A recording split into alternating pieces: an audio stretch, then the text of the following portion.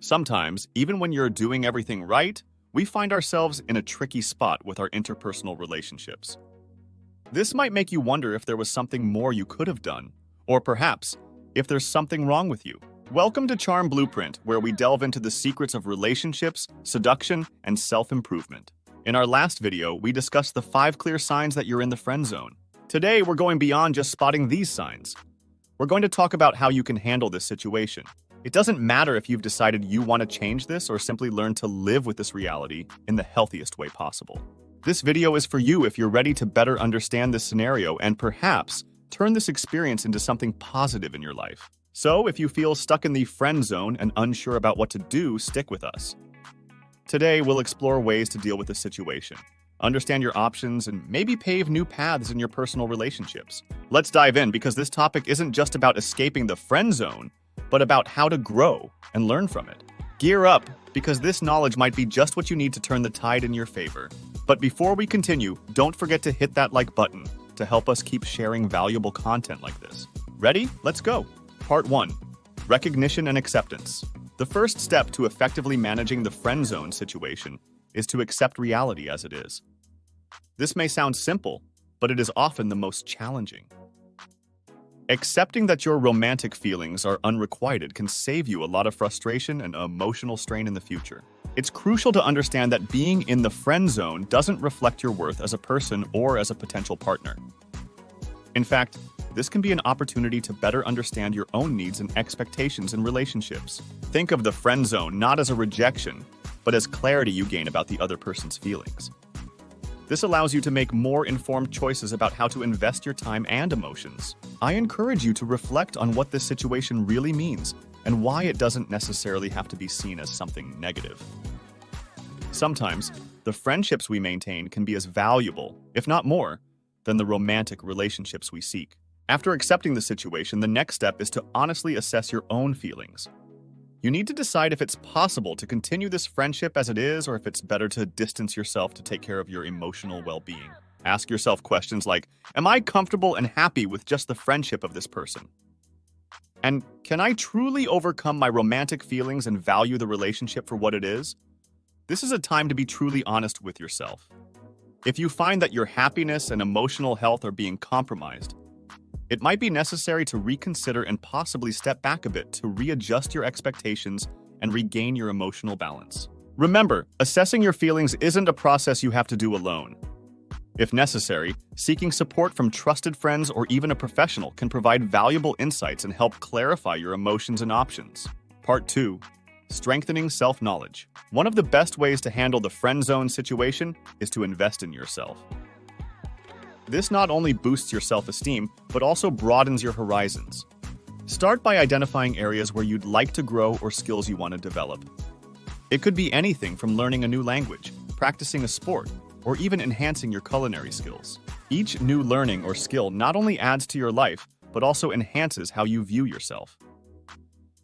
Being the best version of yourself means being in constant growth and evolution, regardless of whether you're in a romantic relationship or not. This helps to build a solid self-esteem based on who you are and what you can do, not just on how others perceive you. In addition to working on self-improvement, it's essential to expand your social circle. Often, we find ourselves so focused on one person or a single group of friends that we forget about the countless other people out there. Participating in new activities, joining clubs or interest groups, or even volunteering for a cause you support are excellent ways to meet new people. By expanding your social circle, you not only lessen the emotional pressure you might be putting on a single friendship, but also open the doors to new friendships and, who knows, new romantic interests. Every new person you meet brings new stories, experiences, and opportunities for meaningful connections. And remember, the more you put yourself out there, the more you learn about yourself and about the kind of people with whom you really connect. These steps not only help manage the friend zone situation, but also enrich your life, making it more fulfilling and interesting. With each new step towards self-knowledge and social expansion, you build a solid foundation for all kinds of relationships in your life. Part 3. Communicating your feelings. Deciding to share your feelings is a significant choice, especially if you realize you're in the friend zone. Here are some tips on how and when it's appropriate to do this. Choose the right moment. It's important to find a time when both of you are relaxed and can have a conversation without interruptions. Avoid times of stress or pressure, like during an important event or in public. Be clear and honest. When expressing your feelings, be direct and clear. Use phrases like, "I have feelings for you that go beyond friendship," or "I'd like to explore the possibility of us being more than friends." This helps avoid misunderstandings and gives the other person clear insight into your intentions. Prepare for all responses.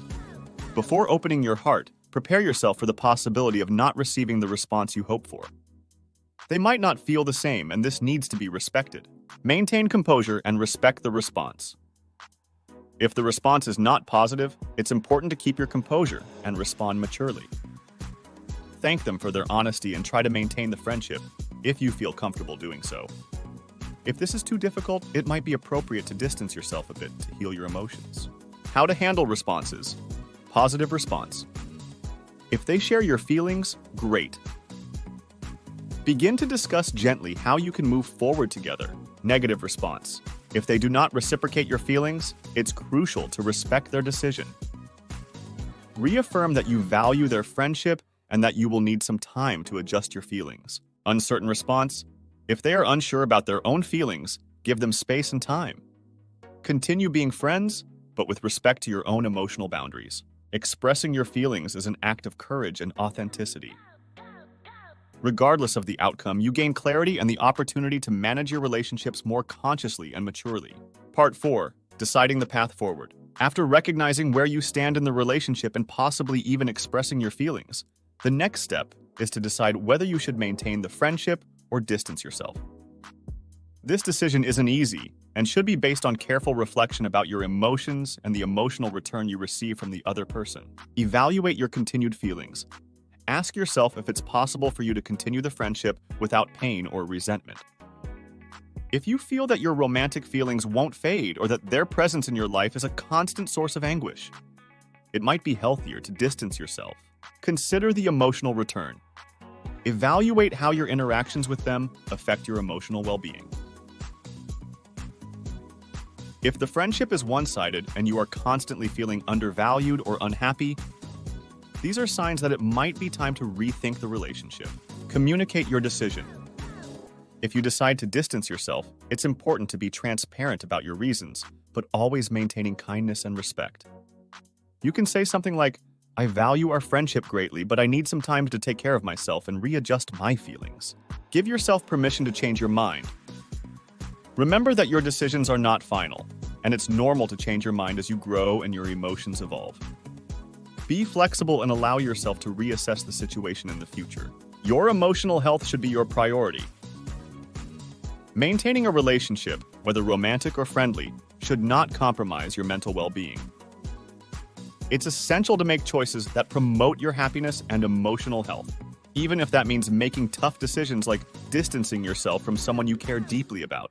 As you make these decisions, consider not just the present, but also how they will affect your future. Opting for a path that preserves your emotional integrity not only improves your current quality of life, but also positions you for healthier and more rewarding relationships in the future.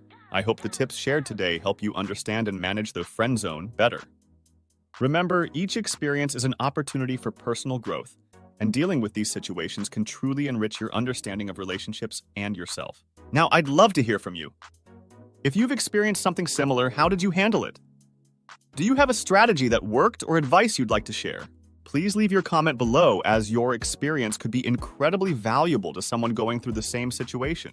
And if you enjoyed this video, please leave a like and subscribe to the channel for more content like this. We're always looking to explore new topics that are important to you. Thanks for watching, and remember, you're not alone in this journey. See you next time.